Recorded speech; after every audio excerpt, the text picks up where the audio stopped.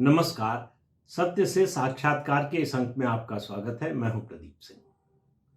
क्या आपको पता है कि पूरे 3 दिन ऐसे रहे जब भारत के कुछ हिस्से पाकिस्तान के हिस्से घोषित कर दिए गए थे आज़ादी के 15, 16, 17 अगस्त तक।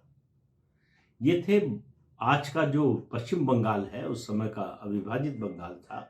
आपको मालूम है, रेडक्लिफ कमीशन बना था भारत के बंटवारे के लिए। रेडक्लिफ ऐसा शख्स था जो कभी भारत नहीं आया, भारत की ओर कभी नहीं आया। उसको न इतिहास पता, न भूगोल पता, न संस्कृति पता, न लोग पता, न स्थानीय जो भौगोलिक स्थितियां थी उसकी जानकारी थी। तो उसने क्या किया, नक्शा लिया और नक्शे पर लाइन खींच दिए और नतीजा यह हुआ कि पश्चिम बंगाल जो आज है उसका मालदा, नादिया और मुर्शिदाबाद, ये 3 जिले, इनके बड़े हिस्से जो है पाकिस्तान में दिखा दिए गए, पूर्वी पाकिस्तान में।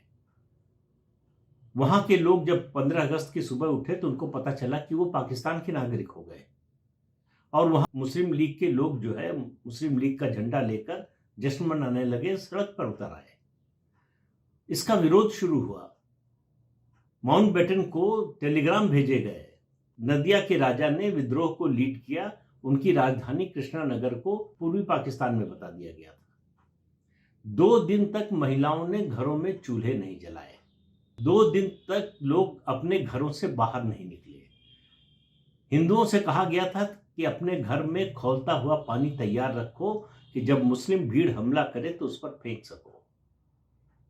लेकिन कांग्रेस के किसी नेता के कान पर जू नहीं रेंगी, किसी ने कुछ नहीं किया। जब मामला बिगड़ता हुआ दिखा तब माउंटबेटन ने रेडक्लिफ को कहा कि ये बदलो। तो 17 अगस्त की रात में फिर से ये इलाके भारत में शामिल किए गए और 18 अगस्त की सुबह इन इलाके के लोगों ने स्वतंत्रता दिवस मनाया। तो ये 18 अगस्त को अपना स्वतंत्रता दिवस मानते हैं। 15 अगस्त नहीं। जब Jawaharlal Nehru trust with destiny का भाषण दे रहे थे संसद में, तब उनको मालूम नहीं था कि पश्चिम बंगाल के इन 3 जिलों में क्या हो रहा है। रितिका चंदोला ने इस पूरी घटना का विस्तार से वर्णन किया है अपने एक वीडियो में, बताया कि किस तरह से इतिहास की इस काली घटना को छिपा कर रखा गया, दबा कर रखा गया, कभी नहीं बताया गया। बंटवारे में क्या क्या हुआ उसकी कहानियां हम लोग बहुत सुन चुके हैं और बहुत सारी, मैं मानता हूं कि ज्यादातर ऐसी हैं जो अभी तक प्रकाश में नहीं आई हैं, धीरे धीरे प्रकाश में आ रही है। तो 18 अगस्त को जब इन्होंने स्वतंत्रता दिवस मनाया तो काफी साल बाद ज्योति बसु जब मुख्यमंत्री बने तब इन लोगों ने उनके सामने निवेदन किया कि उन्हें 18 अगस्त को स्वतंत्रता दिवस के रूप में मनाने की अनुमति दी जाए। ज्योति बसु की सरकार ने मना कर दिया। फिर पीवी नरसिम्हा राव जब प्रधानमंत्री बने तो फिर इन लोगों ने आवेदन किया सरकार के सामने। पीवी नरसिम्हा राव की सरकार ने अनुमति दे दी। तब से ये 18 अगस्त को अपना मुक्ति दिवस, स्वतंत्रता दिवस मनाते हैं। ये जो रेडक्लिफ कमीशन की रिपोर्ट थी, ये 9 अगस्त को ही रेडक्लिफ ने माउंटबेटन को सौंप दी थी, लेकिन माउंटबेटन ने उसको सार्वजनिक नहीं किया। क्यों नहीं किया? उसका कारण था कि उनको मालूम था कि ये रिपोर्ट सामने आने के बाद सांप्रदायिक दंगे होंगे और ब्रिटिश हुकूमत नहीं चाहती थी कि सांप्रदायिक दंगों का दोष उस पर आए। वो चाहती थी कि 14-15 अगस्त को बंटवारा हो जाए देश का, 15 अगस्त को भारत की स्वतंत्रता की घोषणा हो जाए, उसके बाद इस नक्शे को सार्वजनिक किया जाए, जिससे दंगे जब हों उस समय जो सारी जवाबदेही और जिम्मेदारी हो वो भारत की हो, ब्रिटिश हुकूमत की कोई जवाबदेही ना हो।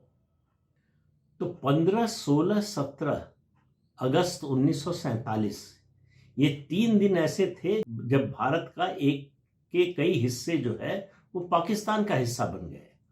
भारत के इस हिस्से के नागरिक जो है वो पाकिस्तानी नागरिक बन गए। लेकिन मैं दोबारा इस बात को इसलिए कह रहा हूं कि इस सब पर कांग्रेस पार्टी के किसी नेता का कोई बयान नहीं आया। किसी नेता ने बीच बचाव करने की या इस समस्या को हल करने की कोशिश नहीं की। सबको लग रहा था कि अब सत्ता मिल गई है। सत्ता के सामने उनके लिए ये सब बातें बहुत छोटी थी, महत्वपूर्ण नहीं थी। लेकिन माउंटबेटन ने अगर रेडक्लिफ को कहकर ये बदलवाया नहीं होता, ये परिवर्तन न करवाया होता, तो ये हिस्से आज भी पाकिस्तान का हिस्सा होते, बल्कि आज कहें तो बांग्लादेश का हिस्सा होते।